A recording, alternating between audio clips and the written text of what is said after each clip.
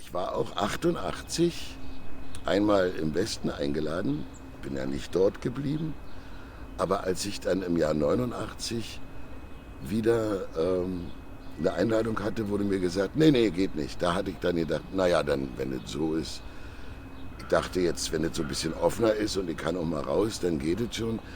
Aber da war es schon wieder zu und da habe ich gedacht, na, da muss ich einen Ausreiseantrag stellen. Und dann habe ich einen gestellt, aber nun war das ja September 89. Und dann, ich habe leider den Zettel verbummelt. Aber aufgrund der aktuellen Entwicklung ähm, hat sich ihr Antragswunsch hiermit erledigt oder sowas, haben die mir noch geschrieben. Da war die Mauer aufgegangen. Für mich war das jedenfalls ein Glück, wenn ich auch verstehen konnte, dass viele, die noch an die bessere Welt im Sozialismus geglaubt haben, zutiefst enttäuscht waren. Aber ich war einfach froh. Zumal ich dann auch sofort ändern konnte mein Leben, weil man hatte in der DDR, um auf die Bühne zu gehen, so eine Einstufung, so kleine Zettel. Irgendeine Kommission hat gesagt, der darf so und so viel einnehmen und er hat A, B und C und so weiter. Und ich hatte meine Einstufung ja und das waren 70 bis 120 Mark für einen Auftritt. Und genau ab 90 konnte ich dann selber die Preise festlegen. Habe gesagt, naja, es war schön mit den Behinderten zu arbeiten, jetzt werde ich nur noch Sänger sein. Und dann habe ich das gemacht. Und dann war für mich eine gute Zeit. Wir hatten dann so einen Club in Treptow an der Grenze zu Neukölln. Der hieß Gérard Philippe Club und da habe ich gemacht, was ich immer liebte, Leute aus aller Welt. Die Welt war ja plötzlich auch gekommen und dann habe ich mit Leuten zusammen Lieder der Welt gemacht. Und also für mich war es eine ganz schöne Hochzeit, die ersten Jahre in den 90ern. Und danach war ich auch relativ etabliert, besonders mit den jüdischen Programmen und habe seitdem wunderbar vor mich hingelebt. Große Sprünge konnte ich nie machen, weil es eine Nischenkultur ist, auch Chanson oder Liedermacherlieder. Aber hat mir gefallen. Ich habe die 90er geliebt.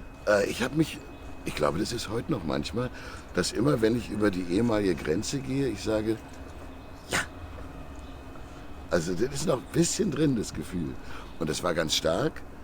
Und ich habe dann alles erst so nach und nach erkunden können. Erkunden. Und am verwirrendsten fand ich die Gegend Moabit. Ich habe mich da immer zu verlaufen. Ich habe ja die ersten Monate noch mit einer Gruppe von geistig Behinderten das alles erkunden können. Und ja, dann bin ich immer auf Abwege geraten, weil ich die Struktur nicht gleich begriffen habe. Ich meine, aus heutiger Sicht ist es vollkommen widersinnig, dass wir in einer Stadt lebten, die mittendrin geteilt war. Das ist schon widersinnig gewesen. Und man gewöhnt sich aber an alles. Konkret hatte ich zwar nur bei Freunden um die Ecke, ich wohnte ja direkt an der Grenze, da hinten Chausseestraße, und da war ich am frühen Abend bei Freunden und da war dieser Schabowski war der im Politbüro, jedenfalls hat der doch gesagt, diesen berühmten Spruch, das ist sofort und jetzt kann man da wohl dann investen. Und da habe ich gedacht, naja, also wie meine Erfahrung war in meinem Leben, was heißt sofort, also jetzt wird das dann eingerichtet, dann muss man das irgendwo beantragen, wird schon so sein. Und dann haben die Leute ja so einen Druck gemacht, aber das habe ich ignoriert. Man hat ja damals auch nicht so viel ferngesehen. Ich bin dann rüber nach Hause in meine Wohnung und habe mich schlafen gelegt. Auf einmal klingelt meine Tante bei mir an der Tür, die erst wenige Monate zuvor ausgereist war. Und sagt, hey, ist offen, komm mit in Wedding.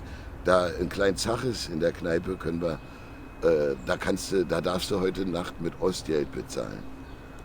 Und so war es dann auch. Sind wir zum Wedding gefahren. Und nachdem wir im Klein-Zaches im Wedding waren, und jetzt schon langsam gegen Morgen wurde, bin ich noch verschiedene Grenzpunkte abgelaufen und habe das mir angeschaut. Ja, war schon eine Feiernacht. Ich habe nicht sofort gedacht, oh mein Gott, jetzt kommt das böse große Deutschland wieder, das die Welt immer bedroht hat. So eine Gedanken kamen erst später. Aufgrund meiner Herkunft und Erziehung ist es auch da. Aber es war zunächst und blieb ja auch im Wesentlichen eine große Freude. Ich fand es auch nicht, es gab ja sogar eine Hoffnung, dass wir was Neues schaffen könnten, was nicht so blöde ist wie die DDR und aber auch nicht so brutal wie teilweise der Westen. Da haben wir gedacht, irgendwas Neues gibt es. Aber nein, hat es nicht gegeben und die Menschen haben sich dann entschieden im März. Ich würde es sogar umdrehen. Was nicht so brutal war wie in der DDR, die waren zum Teil sehr brutal gegen Oppositionelle und nicht so blöde wie im Westen. Im Westen ist ja weniger die Brutalität als vielmehr die Blödheit und die Mechanismen des Geldverdienens, die das Unglück bringen.